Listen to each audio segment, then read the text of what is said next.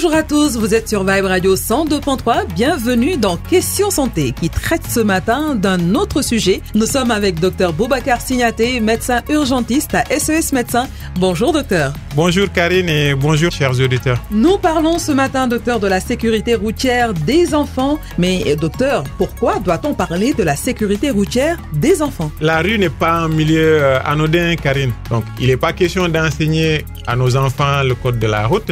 Pourtant, nos enfants ont besoin de connaître les règles élémentaires de la circulation. Autour de la maison, dans le quartier ou aux abords de l'école, quand nos enfants se déplacent à pied, ils doivent être vigilants, tout comme nous. Oui, ça me fait penser à des comportements qu'il faut avoir, mais des bons comportements. Vous pouvez nous donner un ou deux bons comportements à adopter, surtout pour les enfants? Effectivement, il faut qu'on leur enseigne quelques bons comportements. D'abord, en tout lieu et avant de traverser la rue, en tout le temps, il faut leur apprendre à marcher sur le trottoir. S'il n'y en a pas, comme la plupart du temps à Dakar, il faut marcher en bordure de la rue et face aux véhicules, pas avoir les voitures dans le dos. Ensuite, il faut leur apprendre à traverser aux endroits sécuritaires. Donc, une traversée surveillée par un vigile ou un employé de l'école à une intersection, un passage pour piétons. Donc, c'est les comportements qu'il faut qu'ils apprennent. À respecter les feux pour piétons aux intersections. S'il n'y en a pas, il faut traverser avec prudence quand le feu est rouge pour les véhicules. Ensuite, un troisième bon comportement en tout le temps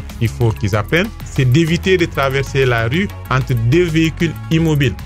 Donc, il faut qu'ils évitent de traverser la rue à ce moment-là. Et le deuxième bon comportement, avant de traverser la rue, donc il faut écouter, est-ce que les voitures viennent? Donc, il faut qu'ils se servent d'abord de l'oreille. Ensuite, regarder, donc avec leurs yeux, à gauche et à droite, pas seulement d'un côté. Encore à gauche et par-dessus notre épaule pour pouvoir bien voir la rue. S'assurer que le conducteur vous a vu et que la voiture est arrêtée avant de mettre les pieds dans la rue. Il faut que le véhicule soit arrêté et que le conducteur ait vu l'enfant. Ensuite, réfléchir, est-ce que la voie est libre? Si oui, avons-nous le temps de traverser sans courir? Donc, il faut qu'ils évitent de courir.